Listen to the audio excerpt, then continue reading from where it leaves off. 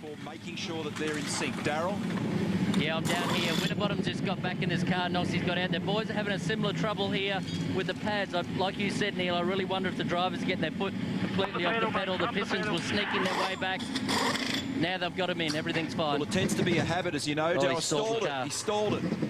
It tends to be a habit sometimes to leave your foot on the pedal, and you can even bump it accidentally as you get out of the car. Rusty? Might be able to see some vision here. We're back with Garth Tander's car. Look at the frantic work going on with screwdrivers. They're madly trying to push this back.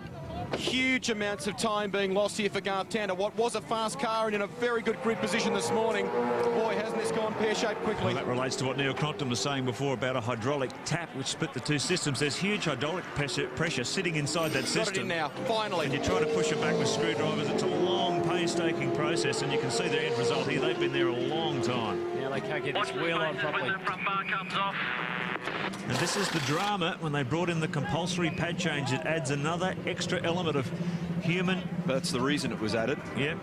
You know, to make sure that you spiced up the show. Emphasis on the team. Massive pressure on the mechanics. Phil Curtis from Aussie Mail Racing said to me this morning, you just look at the guys' faces around here. Pressure and tension for everybody, and it's shared with the whole crew.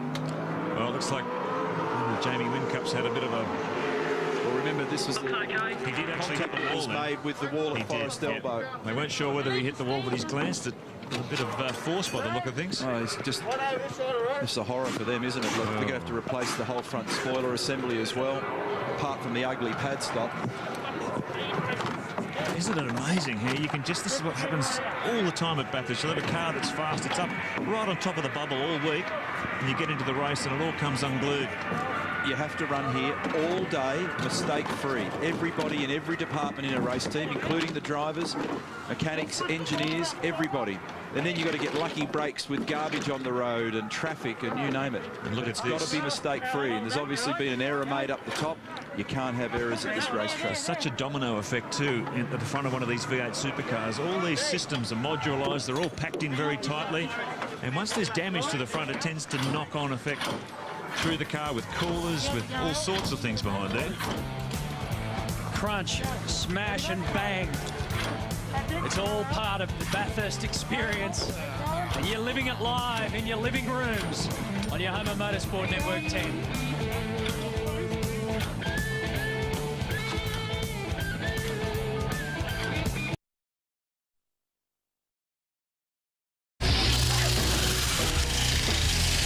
This is the V8 Supercar Championship, brought to you by Shell and Big Pond. And for a change, we haven't seen any big ponds on the mountain this year. It's a dry race, a fast race, although having said that, we're still under a yellow flag, and that is why so many cars have come into the pits. This is the Larry Perkins car, was running 6th on the track at the time. After a shuffle of other cars had come in, I might add, Larry had dropped down out of the top 10 before the safety car came out. Big load of Optimax fuel in there. Of course, another pad change. Geez, there were some rattle guns going there. Sounded like my teeth this morning when we woke up. A little bit different now, nice and warm. I just stepped outside for a minute, and the conditions are quite nice out there at the moment. It's mild. There's a gentle easterly, might even be a southeasterly. It looks a bit variable. The wind's swinging a little bit. Generally, when the wind starts to swing around a bit here, you get weather on the end of it ultimately, but the conditions are nice out there at the moment.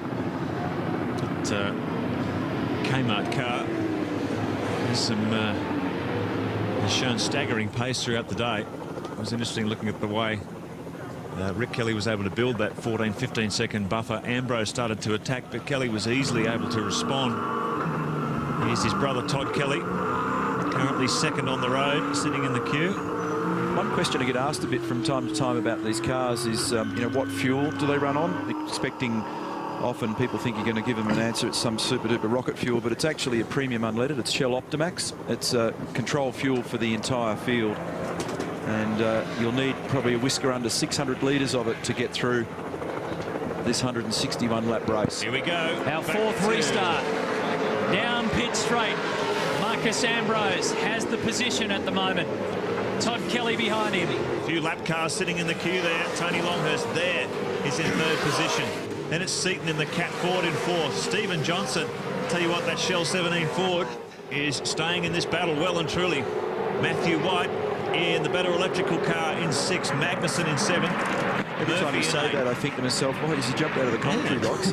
He's a man of many talents. I'm looking around for a raise. But this is a fantastic battle, and I'm sure Dick Johnson will be pretty happy with the speed of that 17 car at the moment. It's been well and truly hovering around inside that top 10. 2 cars have found pace in their most recent tests, and the 17 car and the 11 car have jumped up into the game at the right end of the year. So the Perkins car and the Johnson car that have been struggling a little bit in the recent past have certainly come good this weekend.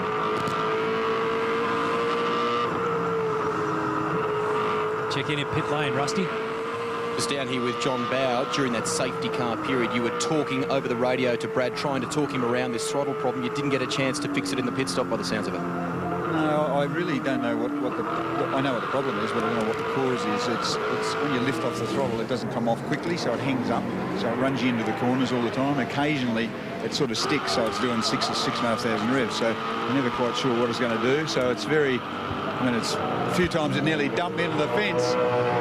As you do some laps in it, you sort of figure a way around it, but it's still... I mean, the car is just fantastic other than that, unfortunately. So, I mean, you know, if I could have pressed on, I could have certainly done, you know, a second and a half or 2 seconds a lap quicker, which would be quicker than the leaders. But so I don't know what we're going to do. It's quite a job to fix it, obviously, because we really don't know what it is. So I don't know whether, you know, the butterflies are sticking in the manifold for some reason or not. So I don't know. It's a bugger, really. Sure is. Press on, mate, and try and have a nice afternoon. Yeah, all right, mate. Thanks. That's a technical term that JB's learned. Beto, you've kept out of trouble and done a pretty good job in that car. Yeah, mate, I'd have to say we're pretty happy with it. It's, our race pace has been sort of running around 10s, 11s, so 8s to 10s. We're pretty happy, mate. It's doing all our stops on schedule, kept it filled, put Mark in the car, and as you said, just got to keep it out of trouble. Hopefully it keeps going all day. Yeah, mate, it's just running like clockwork. It really is. It feels better than what it did in qualifying, so I better, maybe I didn't do the right thing in qualifying today, mate. Nicholas Manassian is Thanks, Craig. spinning around. It's Jan Magnussen in car 45 now. That was amazing. He picked the throttle up after the lose to try and keep himself out of trouble, but in doing so drove himself into trouble, drove it straight to the gravel trap, so they had to pick the throttle up again. It would have been sitting in there zinging away, and look at all the gravel falling out of it now under brakes at the end of Mountain Straight. It's all tucked up in there in the rear bumper assembly. Got to say, these guys have been most impressive throughout the day for the twin European drivers. They're up in 8th place at the moment. Let's have a look.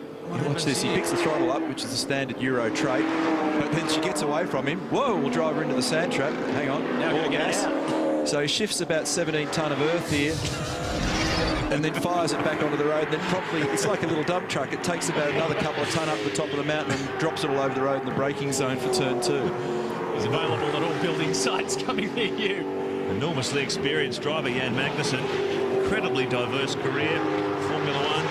Applewood's actually showing that Nicholas is in the car at the moment. We're not 100% sure. It's one of the two. Just clarify that the timing screen is showing Magnussen. Got a 50% chance of being right, haven't we? But it has been a great effort by these guys. Certainly outperforming their more illustrious teammates this weekend. Been all sorts of bother with that brand new car. Team Dynamic, Jason Richards, Simon Will's machine. But Magnussen, we have confirmed that is Magnussen in the car, position 8, so they're going well.